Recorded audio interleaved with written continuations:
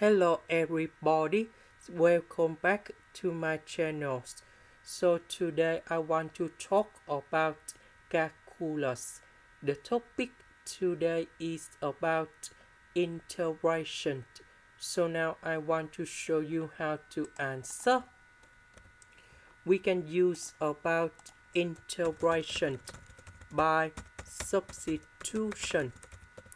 So I will put about u equals to this one. Later that we do first the derivative for the both sides. This one we have 3s squared. This one that is about the constant. So you got 0 and we have the s. Next we need to change the bounds. So when s equals to number 0, that is from here. So I will put this one going here to find the value of u. 0 to the power of 3 plus 3, we have u equals to number 3. When s equals to number 1, that is in here. So I will put number 1 going here.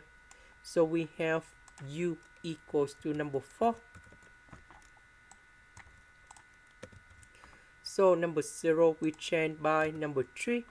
Number 1 we change by number 4. This one we change by u. 3s squared ds we change by du.